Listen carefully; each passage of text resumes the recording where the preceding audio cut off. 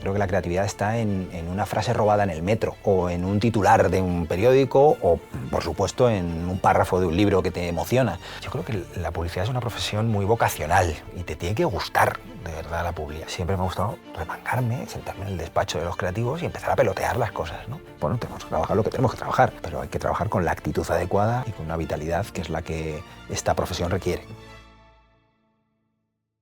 Bienvenidos y bienvenidas una vez más a marketingdirecto.com. En este Next Level tenemos la suerte de contar con Alberto Martínez, co-founder y director general de Darwin & Verne. Muchas gracias por estar aquí con nosotros hoy. Un placer, es un gustazo. Yo quiero que empecemos a hablar un poco en este Next Level para conocerte en profundidad, pero tengo una duda que necesito conocer. ¿Por qué Darwin & Verne? Bueno, pues tiene todo un relato, a ver, nosotros en el 2010 con mis socios fundamos Darwin y en el 2017 nos juntamos con Social Noise. Entonces pues tuvimos un alarde creativo y nos llamamos Darwin Social Noise para no perder ninguno de los activos de la marca, ¿no? Y nos pusimos a buscar con qué nos sentíamos más identificados. Como siempre en casa de herrero cuchillo de palo, pedimos ayuda porque no nos poníamos de acuerdo nosotros y siempre buscamos ayuda de R3, que es una compañía amiga que nos ayudó en todo este proceso, y pasamos por innumerables opciones, ¿vale?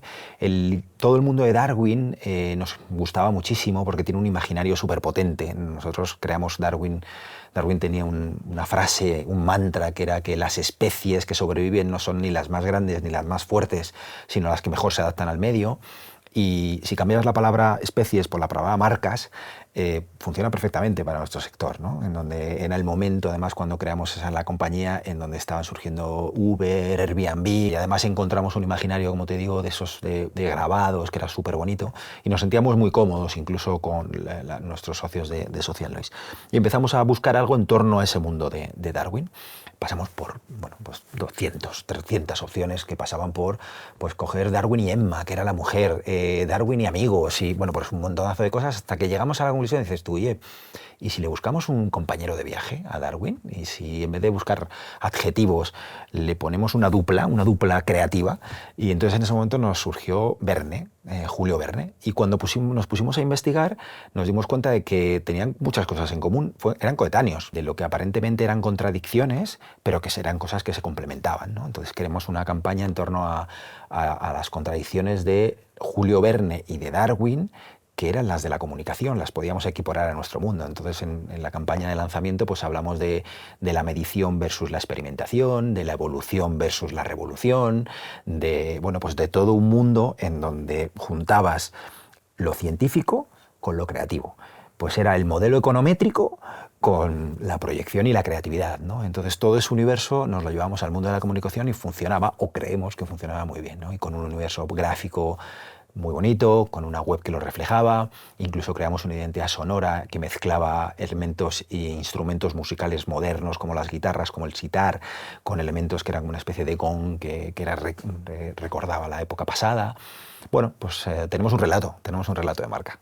Y si este es el relato de Darwin & Verne, ¿cuál es el relato de Alberto? ¿Cómo llegaste al mundo de la publicidad? ¿Cómo te enamoraste de este sector? ¿Cuáles fueron tal vez esos primeros indicios de que esto era lo que querías desarrollarte?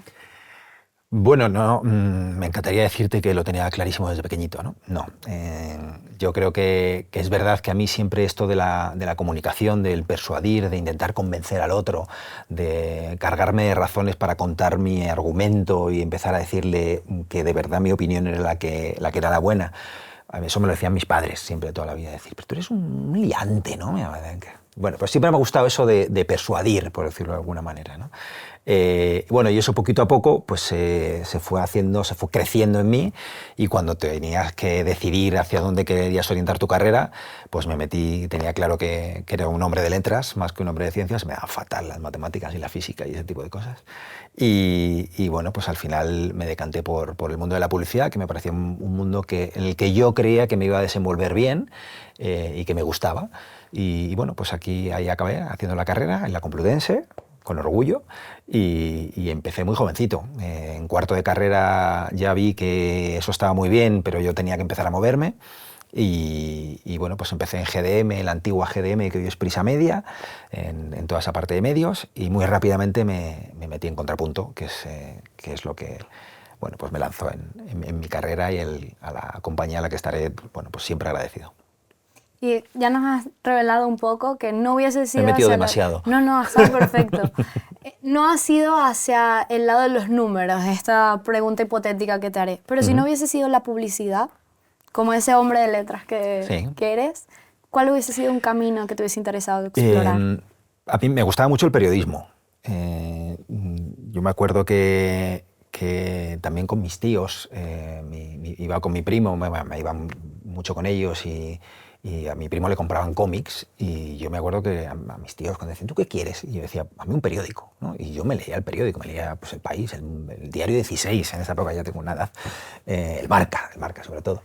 Pero me gustaba mucho, ¿no? Y me veía los telediarios con mis padres, que es un poquito raro, ¿no? Yo ahora lo pienso, que tengo hijos de esa edad y digo, yo no veo a mi hija viéndose el telediario conmigo ahí delante de la televisión. Y me crié con ese mundo del periodismo y los periodistas de raza, ¿no? Que yo creo, pues yo siempre recuerdo a Arturo Pérez Reverte, los periodistas de guerra, ¿no? A Rosa María Calaf, y me gustaba lo que hacían, me gustaba en ese punto de intentar llevar a los hogares las cosas que eran muy lejanas, ¿no? Y que si no fuera por ellos jamás los sabríamos. Y eso me gustaba mucho. Y bueno, pues creo que tiene que ver con nuestro mundo eso de contar historias, ¿no? Y abrir ventanitas a la gente para que conozcan cosas que si no fuera por nosotros o por determinados productos o marcas, pues no se podría hacer. Y yo creo que si no hubiera sido publicitario, me hubiera decantado por el periodismo. Al final estudié en la misma facultad y estábamos todos mezclados. Es la misma casa. Sí, es la misma casa. Y ahora que cuentas esto de esas ganas de contar historias, de acercar estos relatos de marca a las personas, ¿recuerdas cuál fue esa primera campaña que llevó tu nombre, que dijeras, es que estoy haciendo yo este proyecto, soy parte de esto? Sí, la recuerdo porque además marcó por muchos motivos. Como te decía antes, yo entré en Contrapunto, entré muy jovencito y me encontré pues probablemente con una campaña soñada para mí. Yo soy madridista, soy del Real Madrid, y esto era el año 2000. Y me encontré con que íbamos a hacer la campaña de Florentino Pérez, las primeras elecciones de Florentino Pérez a la presidencia del Madrid. Y lejos de eso, además, es una campaña, bueno, pues Florentino era un personaje que no era tan conocido en ese momento y se llevaba todo con bastante secretismo dentro de la casa, porque bueno, pues había muchas cosas, como luego se supo, que había que mantener en secreto, incluso los programas y bueno, un montón de decisiones, ¿no? Y yo me vi involucrado pues que en ese momento con Tomás Corominas, con Pablo Alzugaray, realmente con la cúpula de la agencia, porque hicieron una pregunta de ¿aquí hay alguien que sea muy del Madrid? Y yo dije, yo soy bastante del Madrid, ¿no? Y me dijeron, venga, pues pasa ahí. Y era un despacho en donde estaban todos estos. Y bueno, pues me vi en ese momento en una campaña que, como te digo, para mí era soñada por mi madridismo, pero además luego se convirtió en una campaña soñada por la repercusión que tuvo. Y años después, porque yo creo que de estas cosas te das cuenta con cierta perspectiva por todo lo que hicimos. O sea, yo me acuerdo que fue una de las primeras campañas, en ese momento Contrapunto era el grupo Contrapunto y tenía pues CP Data, CP Interactive, CP era Proximity, toda la parte de marketing directo. Hicimos una campaña integradísima en ese momento, en donde había eventos, había por supuesto bases de datos, webs. Estoy hablando del año 2000, no era tan común toda esta parte de la captación de datos a través de un formulario web o cosas así. Y yo me vi en una pedazo de campaña tocando todos los palos sobre el Real Madrid y su futuro, y para más INRI y demás, pues con gente con amigos que involucren en la propia campaña, ¿no? Para hacerla, así que, bueno, pues fue un momento, bueno, pues que sobreviví a eso, ¿no? Yo creo que como siempre te dicen, hay veces en tu carrera profesional que te tiran a los leones y a ver si sales, y yo de esa salí. Se trata de eso, ¿no? De ir convirtiendo una historia de supervivencia con otra y se convierte en tu historia personal. Yo creo casi. que inevitablemente la vida consiste en eso, ¿no? En ir superando obstáculos. En unos te caes, te limpias así y no ha pasado nada. En otros de verdad te hacen mucha pupa. Pero bueno, yo creo que va de eso, y la profesión es inevitable, la nuestra y creo que todas, ¿no? O sea, que sí, bueno, pues fue una prueba de fuego, luego ha habido muchas otras, pero esa no estuvo mal para ser la primera. Memorable sin duda. Sin duda. Luego, si lo hilo de alguna forma, este sentimiento puede ser la pasión, la ilusión, el trabajar con compañeros. Cuando se trata de creatividad, de buscar ideas nuevas, ideas frescas, para ti, personalmente, ¿dónde te inspiras? O sea, ¿de dónde dices, de aquí voy a sacar un insight? ¿O dónde intentas ver de alguna manera distinta las cosas o los temas para sacar una campaña o una idea adelante? A ver, yo creo que hay una frase de Ken Robinson, que es el autor del Elemento, de esto mega bestseller que te habla de la búsqueda del propósito y de la importancia, que define la creatividad como el proceso en donde se juntan ideas que generan un valor, ¿no? Y eso generalmente está relacionado con muchísimas disciplinas, pues con la literatura, con la escultura, con el arte, con las bellas artes, ¿no?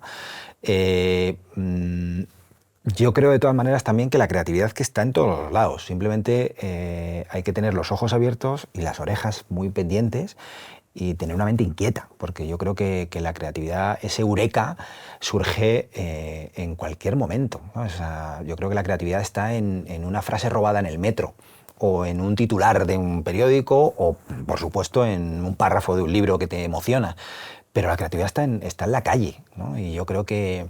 Y además en nuestra profesión, cuanto más saques cosas de la calle, creo que más potencial tienen, de verdad, y luego devolvérselas. Entonces, bueno, yo siempre me considero una persona inquieta y creo que es ahí en donde la creatividad se mueve, ¿no? Y lo vas volcando en tu cerebro. O sea, algunas veces está más presente, en otras se queda ahí en un plieguecito que es muy complicado sacarlo, pero está ahí. Y dentro de todo este imaginario que hablamos de la creatividad, de la búsqueda de ideas, de crear lo que decías de la filosofía de Darwin, ¿no? De no la evolución de las especies, sino la evolución de las marcas. ¿Dónde entra aquí esa visión o esa garra, por llamarlo de alguna manera, que tiene Darwin and Verne? ¿Cuál crees que es esa propuesta diferencial que ofrece? Yo creo que hay algo que sí que nos diferencia mucho, el operativo, y ahora entro en lo que yo creo que de verdad nos diferencia a todas, pero en lo operativo, a la agencia, nosotros trabajamos de una manera bastante diferente, trabajamos en Agile. Y eso significa trabajar por objetivos, no solo como compañía, sino por equipos, ¿vale? Y yo de verdad, a nosotros nos ha cambiado la vida.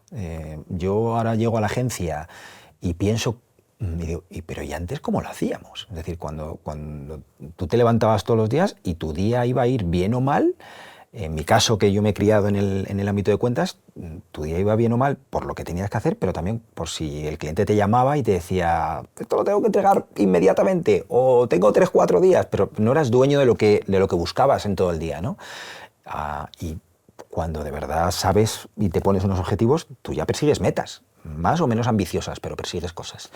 Y eso a través de sprints de 2 semanas que tenemos en la compañía, y poniendo a todos a trabajar con los objetivos comunes, pues creo que nos ha llevado a otro mundo. E incluso, y para mí que es lo más diferencial, porque esto es de puertas para adentro, hay clientes con los que trabajamos en Agile. Es decir, hay clientes que están metidos dentro de esa propia metodología, y hablamos con ellos de cuáles son nuestras prioridades, de qué tenemos que hacer en esas semanas y qué objetivos tenemos que cumplir.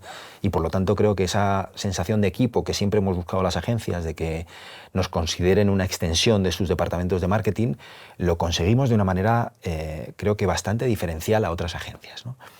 Y eso es en la operativa. Desde el punto de vista de qué nos hace diferentes a Darwin y Verne, pues sinceramente yo creo que son las personas. Nuestro negocio es un negocio de personas.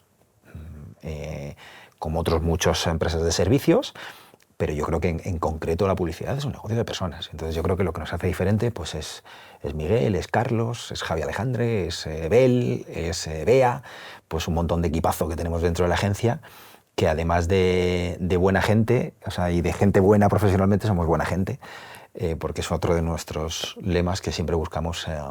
Bueno, pues rodearnos de gente con la que nos sintamos a gusto trabajando, ya que echamos tanto tiempo, tantas horas, que nos sintamos bien dentro de la agencia, ¿no? Y yo creo que pues ese es nuestro secreto, que el equipo que tenemos dentro de la agencia, intentar hacer las cosas de una manera diferente, porque en la diferencia está el valor. Bueno, y ese secreto o esos ingredientes que permiten esa receta perfecta también han tenido sus buenos frutos, porque el año pasado, en 2025, cosecharon premios, reconocimientos. ¿Cómo vivieron desde dentro ese equipo, ese talento? Eh, este año que al final tuvo muchísimos reconocimientos y esos buenos momentos, ese buen sabor. Bueno, se vive muy bien. O sea, yo creo que para nosotros los premios siempre son una consecuencia de un trabajo bien hecho.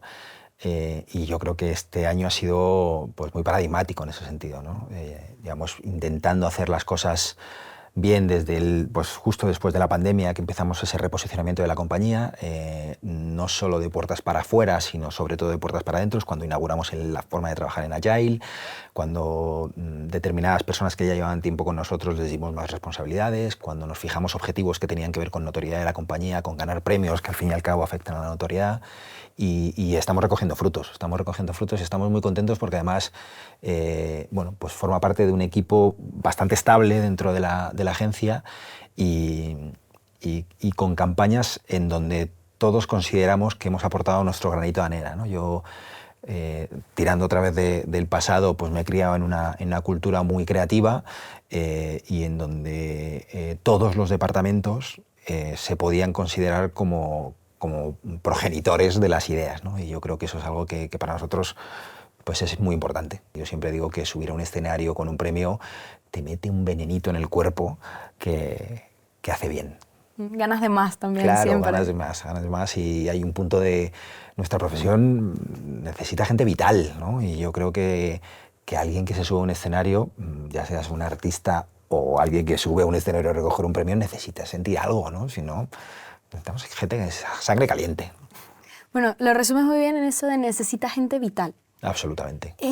El talento, la retención de talento, la generación precisamente de estos perfiles, digamos, inspirados por lo que es la publicidad, está siendo como un tema de siempre en el constante búsqueda de cómo generar ese nuevo talento, cómo inspirar ese talento. Desde Darwin and Berne, ¿cómo gestionan este apartado de lo que es el talento, el equipo? Bueno, podríamos estar toda la mañana si quieres hablando de eso, porque desde luego es bueno, pues un tema que necesitamos abordar como compañía, o sea, y más en concreto en mi caso, todo lo que tiene que ver con la gestión humana, que a mí me encanta, por otro lado, pero es un tema especialmente complejo, porque yo creo que las generaciones actuales son generaciones muy diferentes a cuando yo, por ejemplo, empecé en esta profesión, ¿no? En donde parece que lo que te decían era que tenías que echar cuantas más horas mejor y tu talento o tu capacidad iba en función de eso, ¿no? Yo creo que afortunadamente hemos cambiado y eso ya no es así, sino que tu talento depende de tu talento, ¿no? Y no de las horas que eches. Nosotros llevamos por bandera la responsabilidad dentro de la agencia y eso es lo que buscamos en la gente. Gente vital, gente que le guste esto, porque yo creo que sí que hay una cosa que para nosotros siempre es importante y es, yo creo que la publicidad es una profesión muy vocacional, ¿vale? Pues no te voy a decir que eres un médico o una enfermera, que es el extremo, pero yo creo que tiene mucho de vocación y te tiene que gustar de verdad la publicidad, aunque luego seas gente que está en administración, pero nos dedicamos a esto. Entonces, a mí me ha encantado siempre la publi y aunque no he sido creativo, siempre me ha gustado remangarme, sentarme en el despacho de los creativos y empezar a pelotear las cosas, ¿no?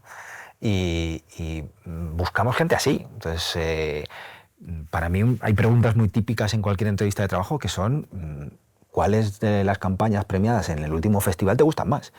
Y me encuentro con muchos que no saben ni qué es el festival, ¿no? Y bueno, pues ahí hay un filtro que creo que es importante y que responde a esa vitalidad o ese empuje o ese aspecto de sangre caliente que te decía antes, que ya no es tan fácil de encontrar. Y yo creo que eso no tiene nada que ver con cosas como las horas que te decía antes o ese gran mito de la publicidad de que es que nosotros tenemos que trabajar muchísimo y, bueno, tenemos que trabajar lo que tenemos que trabajar. Pero hay que trabajar con la actitud adecuada y con una vitalidad que es la que esta profesión requiere.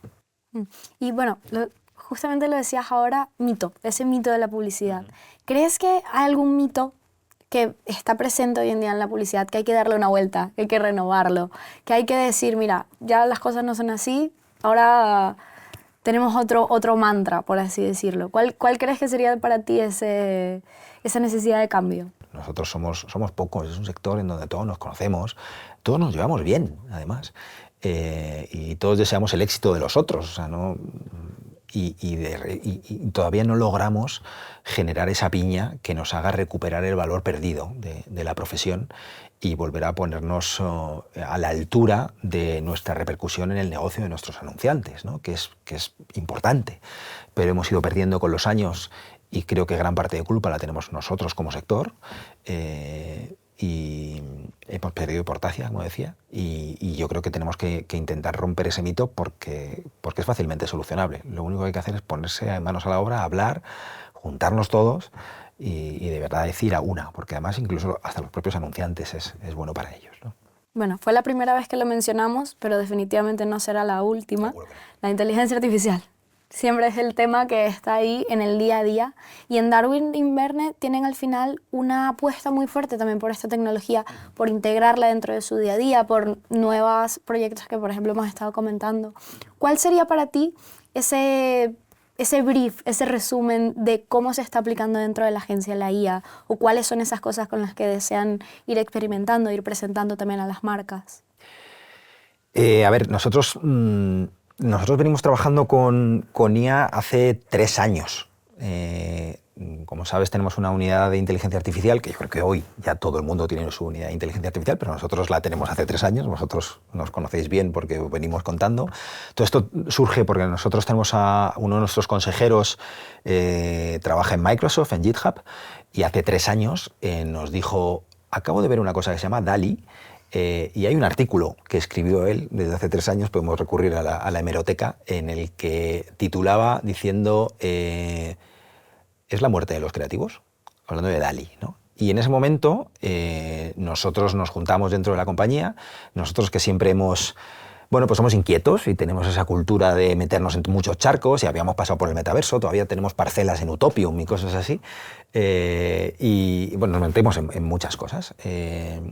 Y cuando hablamos por primera vez de esto de la inteligencia artificial, empezamos a hablar con Juanjo y con un montón de gente que nos rodea de la época, sobre todo de Social Noise, y nos dijeron, esto no es otro metaverso. O sea, ojo, porque esto viene fuerte y sobre todo lo que estamos nosotros oyendo en nuestros mundos estadounidenses te habla de una revolución que va a alcanzar no solo a nuestra profesión, porque en ese momento DALL-E parecía que hablaba de imágenes y vídeo, que dices, bueno, pues fenomenal, la industria creativa estará impactada, ¿no? Pero en ese momento nadie hablaba de un cambio cámbrico, como yo lo creo que es, desde el punto de vista social, ¿no? Y laboral. Y decidimos crear filias, efectivamente, por Phileas Fogg, para intentar, sobre todo, transformar la compañía. O sea, nosotros creamos filias con 3 puntos, uno que era formación a nuestros clientes y a posibles prospects, uno que tenía que ver con toda la parte de consultoría y desarrollo de productos, y hemos desarrollado varios productos, VoiceAd, Content Studio, y un tercero, que era para nosotros el más importante, que era la transformación interna de la compañía. Este tipo de cambios que generalmente mueven la silla de la gente porque les cambia sus hábitos y le estás diciendo que empiecen a trabajar con herramientas nuevas, cuando de verdad nadie usaba con esas herramientas, no te voy a engañar, nos generaba muchas fricciones internas, porque era como, ¿qué tengo que hacer esto, ¿no? Para cumplir un objetivo que no tiene que ver con mi trabajo? 2 años y medio después, cuando reflexionábamos todos juntos dentro de la agencia, nos mirábamos como diciendo, no estaba mal tirado, ¿no? Porque creemos que vamos, bueno, ya todo esto va muy rápido, pero que no estamos mal posicionados en el uso de la IA dentro de eso. Un buen tip ese. Estemos pendientes de que es DALL-E, a ver qué puede pasar con esta herramienta desconocida. Se puede buscar, el artículo está escrito. Sí. Esto puede ser un consejo que haya marcado un antes y un después, pero en tu carrera, ¿ha habido algún consejo, alguna recomendación que alguien te haya dado, algún mentor, alguna figura, que creas que te haya marcado como profesional? A ver, yo creo que, fíjate, la palabra mentor, que tiene que ver con esa persona que te ayuda, que te cambia la actitud, que te hace de guardián, que no es un profesor y que no es un coach ni nada por el estilo, yo casi te diría que te voy a cambiar la palabra mentor de una persona por una compañía, que es raro, pero... Y yo creo que le debo mucho a Contrapunto, que te lo mencionaba antes. Yo empecé allí y además pasé 11 años de mi vida en Contrapunto, del 2000 al 2011, que creo además que después de José Mari La Peña, de Juan Mariano, de Pipín, respondía a la segunda gran época de Contrapunto, y en donde ahí nos juntamos pues muchísima gente durante 11 años, es verdad, ¿eh? Y yo siempre me pierdo, pero bueno, pues en el área creativa pues estaba Juan García Escudero, estaba Jesús Lada, estaba Juanito Silva, estaba Nacho Padilla, estaba José Vega Lindo, luego llegaron Carmelo y Willy, los Rafas, un montonazo de gente que hoy son los directores creativos de la mayor parte de las agencias creativas de este país. En el área de cuentas estaba Marta Gutiérrez, estaba Raquel Serón, estaba por supuesto Ángel Guirao, que era mi jefe y probablemente una de esas personas que han marcado. Por supuesto estaba Carlos Martínez Cabrera, estaba Tomás Corominas, que era como lo más cercano a ese mentor y a ese guía que nos llevaba a toda la compañía. Estaba Pablo. Entonces, no me quiero olvidar de ninguno, pero bueno, había un montonazo de gente que hacía que se generara una cultura y un clima increíble en ese momento, en esa agencia, ¿no? Y que, otra vez, ese clima generaba los resultados que tuvo el Contrapunto de esa época. Y luego, dentro de esas figuras, pues estaba Carlos Santandino, que es mi socio, mi actual socio, con el que yo he crecido y que indudablemente tiene que ocupar una posición importante en cuanto a personas. Por pedirte ahora yo un consejo, un libro que creas que todo el mundo tiene que leer. Siempre es complicado recomendar libros, ¿no? A mí me gusta muchísimo leer. A ver, yo casi hablaría... Me gustó muchísimo un libro que es La civilización del espectáculo, de Vargas Llosa. Me pareció uno de esos libros que devoras.